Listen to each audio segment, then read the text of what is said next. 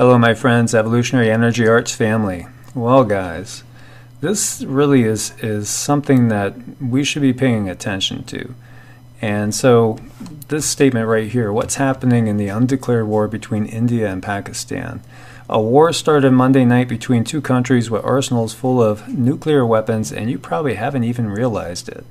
India and Pakistan are absolutely slugging it out again, and this is what's going on.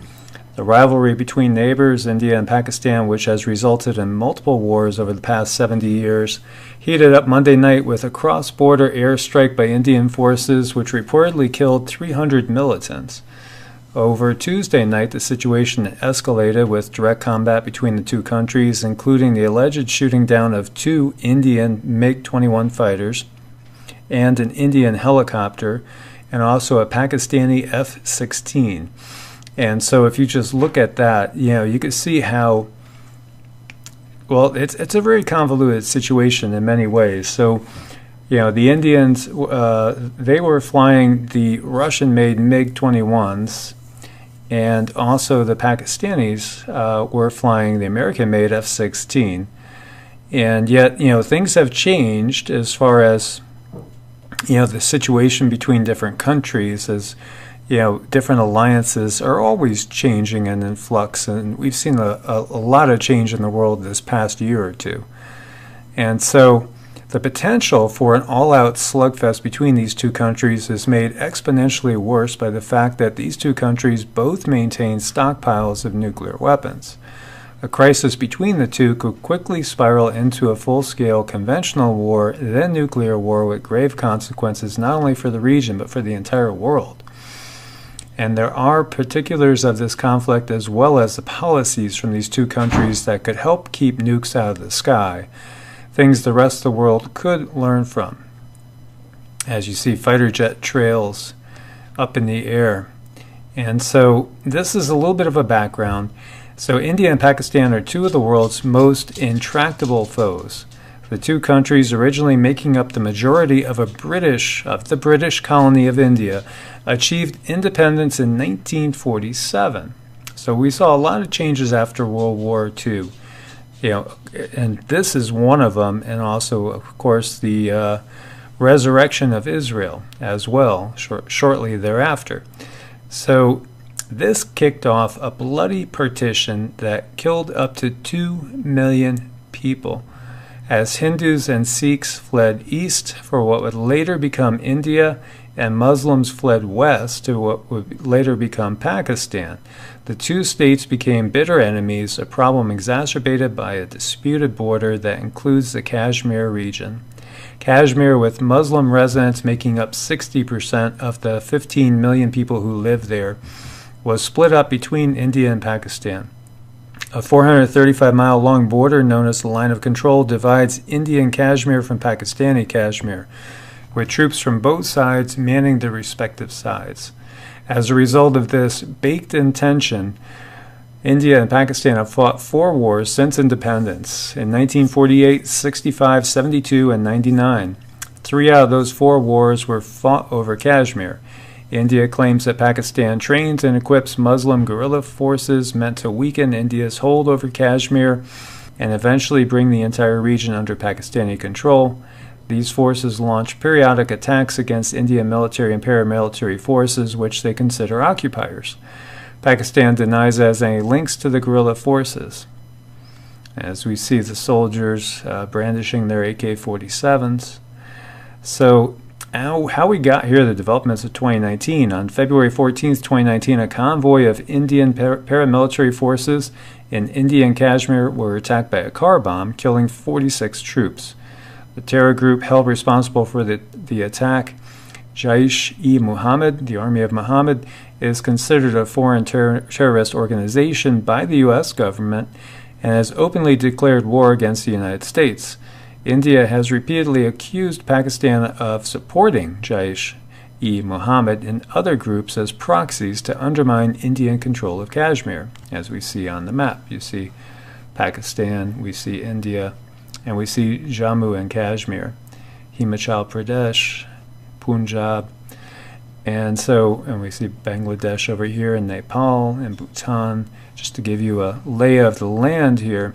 So on February 25th, 2019, India struck back. 12 French-made Mirage 2000 fighter bombers from the 1st Tigers and 7th Battle Axes fighter squadrons took off from bases in India, armed with 2,000-pound laser-guided bombs, escorted by Sukhoi Su-30 Mark I fighter bombers. The Mirages flew at low level, 40 miles into Pakistani territory, and bombed what India claims was a GEM training camp outside of the town of Balakot. Like all modern pre-planned airstrikes, the strike took place late at night, 3 a.m. local time, and was conducted with tanker and unmanned surveillance aircraft support. India claims around 300 GEM militants were killed in the bombing raid, while Pakistan claims the airstrike dropped munitions on a patch of empty land. Meanwhile, on the ground, the two sides are shelling one another with artillery. And you see over here a shot of basically a downed Indian jet. And so on February 26th, an Indian MiL-17 military transport helicopter crashed and was possibly shot down. Pakistani forces also shut down at least one and maybe two Indian Air Force MiG-21 fighter jets. Pakistan claims to have at least one Indian pilot in custody. For their part, Indian forces claim to have shot down a Pakistani F-16 Fighting Falcon as well. And then we get into the nuclear side of things, which we're going to take a look at as well.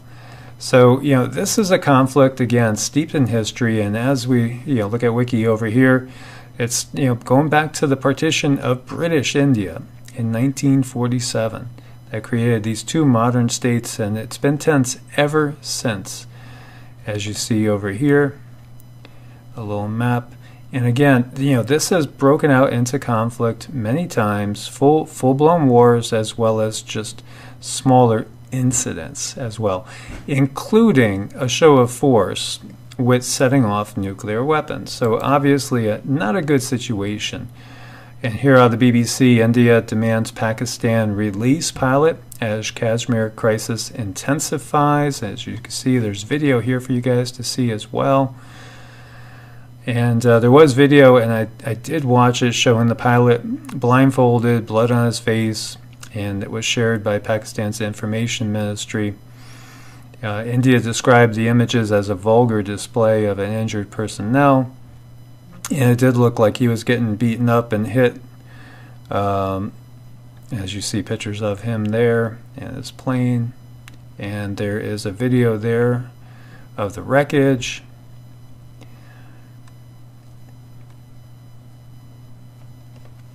And so, this is a very, very tense situation. And this is out of Al Jazeera. And this is talking about, basically, according to the Pakistani side, what was hit was just nothing. Just a field, dirt, nothing much at all. And it's not what the Indian side is saying. And this is out of Dekh. Major clashes bring India and Pakistan to brink of third war over Kashmir. Of course, the reports are conflicting between the two sides, and as Dekh notes here, this is a long-standing issue about Kashmir, and as we were saying, the tension has been something that's been ongoing since 1947. And here we have a chopper crash. And this is again in Kashmir, Jammu Kashmir, killing 6 IAF men, 1 civilian. Bollywood celebrities who belong to royal families. So 6 IAF men and 1 civilian were killed in an IAF Mi-17 helicopter crash in central Kashmir, about 7 kilometers from district headquarters of Bujam at about 10:10 a.m. on Wednesday. And again, there were reports of explosions, and then it came down.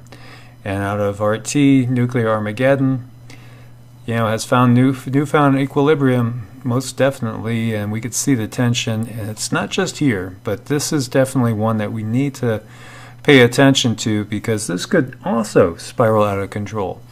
And in the past, there's been no real direct intervention by the United States, China, or Russia, although the U.S. has sent an aircraft carrier into the area before, and there's been some posturing by some allies, but nothing direct has happened.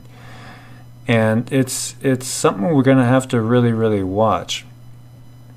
Reignited tensions between India and Pakistan were accompanied by air combat and cross-border shelling, and there's a divided opinion on whether it can spark a full-fledged war. There remains a risk that tensions between the two bitter rivals will result in the worst-case scenario. Sultan Mahmood Ali, a retired group commander of the Pakistani Air Force, told RT, and there's video here as well. And with the nuclear weapons on both sides, it's obviously not a good situation. And these are two pretty powerful militaries when you look at the rankings of militaries, which we're going to take a look at and break it down. These are not, small militaries at all. No Indian movie will be released. Pakistan bans Bollywood films and ads after the air raid. And over here I have Economic Times. India-Pakistan conflict will be bloodier than World War, so says Pakistan minister. And out of the Express, Pakistan versus India, allies and enemies. What countries support India? Who supports Pakistan? And just how will they support them? That's another thing going on because of the global tensions that we have going on right now. And if you are a student of history and you know your history and you've seen how these things have arisen before and we end up having what we've had, the two world wars. So what countries support India? If tensions continue to worsen between the two countries, India may have to gain support from its biggest allies. Russia has been a close ally of India since its independence, and they are also one of the biggest partners in bilateral trade. USA President Donald Trump is also said to be pro-India due to receiving a lot of funding from Hindus in his campaign for president. What countries support Pakistan? China is said to be an ally of Pakistan to fulfill its oil needs as well as to battle India's growth as a powerful Asian nation. Pakistan also has Turkey on its side, after they were both part of an alliance that was formed by the USA against the Soviet Union. Saudi Arabia is also a fan of Pakistan being a Sunni Muslim country, and the Saudi military is also trained by Pakistan. India and Pakistan, as we said, became independent in 1947, and it's broken down many times into conflicts. And so it will be interesting to watch what happens along those lines. So this is out of armscontrol.org. Nuclear weapons, who has what? And so this is 2018 estimated global nuclear warhead inventories. As you see here, Russia has 6,850, United States 6,550, and then everybody else is pretty far behind. China 280, France 300, UK 215, Israel 80, India 135, Pakistan 145, and then of course it depends on how powerful those are as well. As we, if you've studied any of this, they vary tremendously in their size and strength as well. So these are two nuclear armed countries. And if we take a look over here at globalfirepower.com, you see that India is actually ranked the 4th strongest military in the world after the US, Russia, and China. And Pakistan comes in at 17th. So you see the population, and this looks like a little bit of a low estimate, 1.281 billion with a B for India, and 204 million for Pakistan. So obviously India is about 6 times the size population-wise. Again, about 6 times as many manpower available, many more men fit for service, more reaching military age, and more than double the active personnel, and 10 times as many reserves. So your total military personnel in India, it's more than 4 times what Pakistan has. And the defense budget is much higher as well, as we're looking at $47 billion to $7 billion. So it's not going to be a fair fight conventionally, and that's been what has happened in the past as well. India's usually gotten the upper hand, and it would be the same thing. So the question would be, if Pakistan was losing a conventional war, what would they result to? Would they result to using the nuclear weapons? As we look at all these numbers, which very strongly favor India, total aircraft 2185 to 1281, fighters 590 to 320, attack aircraft 804 to 410, transports goes on down, breaking it down. Pakistan has more attack helicopters. India has more than double the serviceable airports. India has twice as many tanks, more armored fighting vehicles, and it goes on down, and the bigger Navy as well, with 1 aircraft carrier and 16 submarines, to no aircraft carriers for Pakistan and 5 submarines. 11 destroyers for India, none for Pakistan. So again, you definitely have a much stronger military in India than you do Pakistan. So if Pakistan's losing the conventional war, would they result and go to the nukes? Because more than likely, India wouldn't have to, if you follow that line of thinking. And so looking at the world's top 20 economies, you have the United States 1, China 2, Japan 3, Germany 4, UK 5, and then we come to India 6. And we've been talking about the growth, and India is the fastest growing trillion-dollar economy in the world. And right now it's the 6th largest, but it's poised to become the 5th largest economy, overtaking the UK in this year, according to the IMF. And the country ranks 3rd when GDP is compared in terms of purchasing power parity at 9.45 trillion. So when it comes to calculating GDP per capita, India's high population drags its GDP per capita down to $1,982.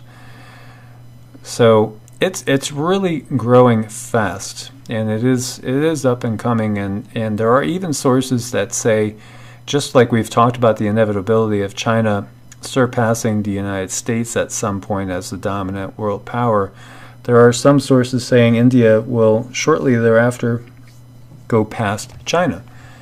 And so there's really a lot going on here. And this the Wall Street Journal, the title, "The Future is Asian.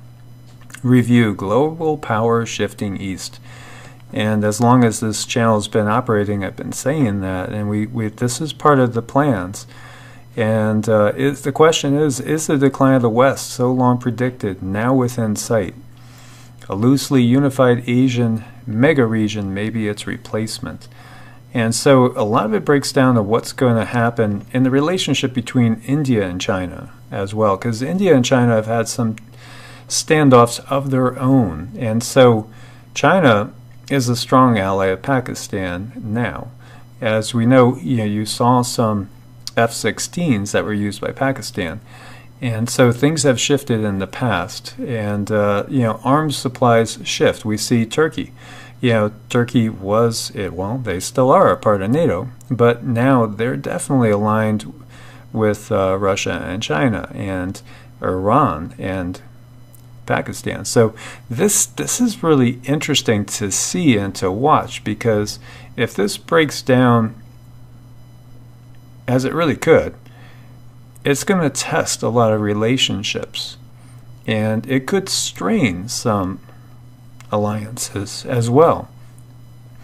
And this is out of Global Times, and it says India and China should work together to make Asia's century. As that's direct wording to go against the New American Century. PNAC, Project for a New American Century, which was all done by the neocons, and showed how the U.S. had to go into these nations and control the energy and resources, of which the only nation that's untouched right now is Iran. And this came out before the second Bush came to power, and this came out years before about 4 years before, to be precise, 9/11 happened, and it's gone according to plan. All the nations have been basically controlled, besides Syria. As we have seen, the neocons and their aggressive policies. If you've ever watched General Wesley Clark talking about we're going into all these countries, and it hasn't worked in Syria, although Syria is still, it's still an issue and still a tension point. And the only country that has not been touched is Iran. And so when we look at all this stuff going on, boy, I tell you, to me, it is more tenuous. We're as tenuous right now as I think we've been in the Cuban Missile Crisis, really. And that's just what it feels like to me.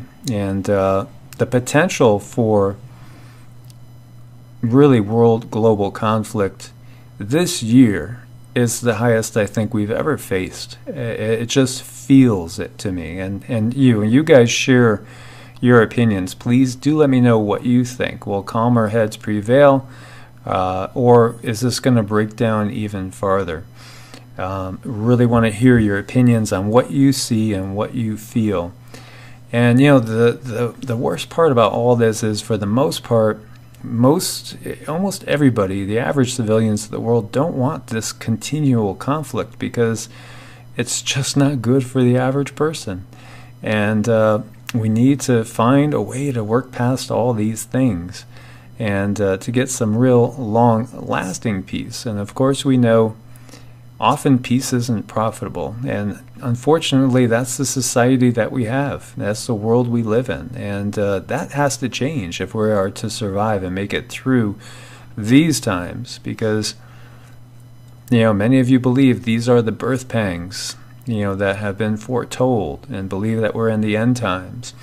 And there are all sorts of signs all over the place, and whether you're Christian looking at the end times, or if you're Jewish and you're seeing the signs of the Messiah, or if you are Muslim and perhaps awaiting the Imam Mahdi, or if you are Buddhist and you're waiting for the Maitreya, and you think that might be coming as well, or the Hopi, and you see signs of blue and red Kachina being here.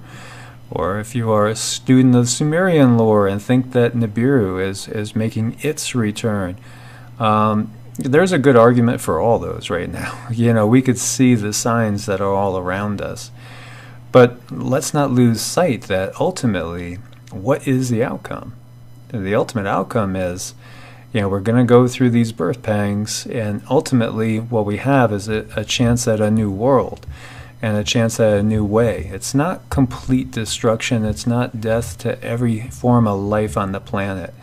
And somehow life will survive, and somehow we'll survive, whether all of us make it in the body or out. We're going to have to see how that goes.